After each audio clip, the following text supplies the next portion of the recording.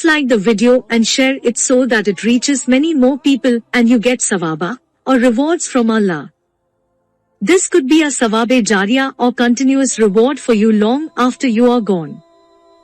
1/5 of Booty, Volume 4, Book 53, number 324 to 412.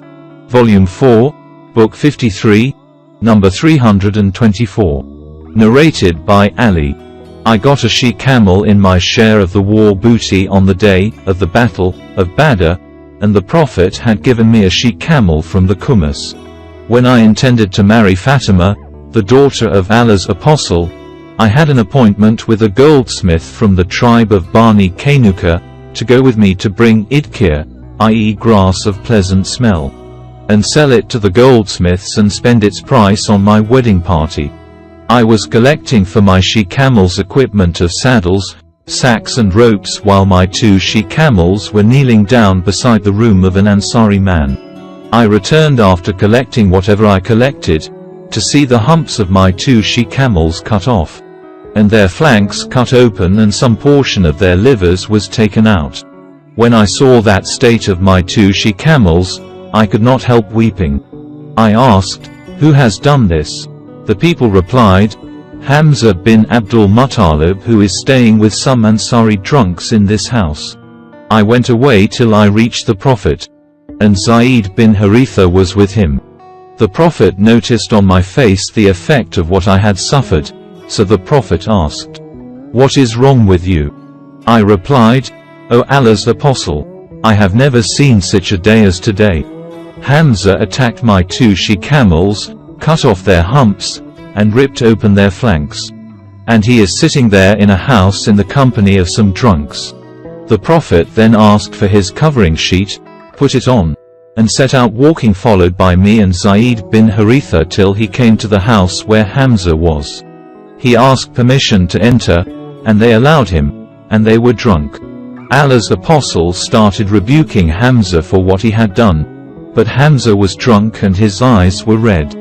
Hamza looked at Allah's Apostle and then he raised his eyes, looking at his knees, then he raised up his eyes looking at his umbilicus, and again he raised up his eyes looking at his face. Hamza then said, "Aren't you but the slaves of my father?" Allah's Apostle realized that he was drunk, so Allah's Apostle retreated, and we went out with him.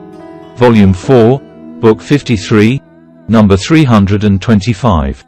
Narrated by Aisha, mother of the believers, after the death of Allah's Apostle Fatima, the daughter of Allah's Apostle, asked Abu Bakr as-Siddiq to give her share of inheritance from what Allah's Apostle had left of the fi, i.e. booty gained without fighting, which Allah had given him.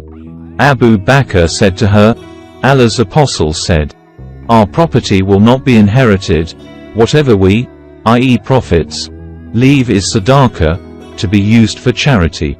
Fatima, the daughter of Allah's Apostle, got angry and stopped speaking to Abu Bakr, and continued assuming that attitude till she died.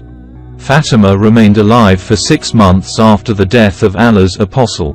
She used to ask Abu Bakr for her share from the property of Allah's Apostle which he left at Khaybar, and Fadak, and his property at Medina, devoted for charity.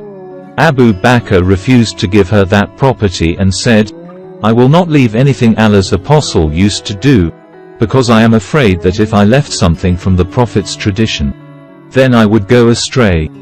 Later on, Umar gave the Prophet's property, of Sadaqah, at Medina to Ali and Abbas, but he withheld the properties of Khaybar and Fadak in his custody and said, "These 2 properties are the Sadaqah which Allah's Apostle used to use for his expenditures and urgent needs.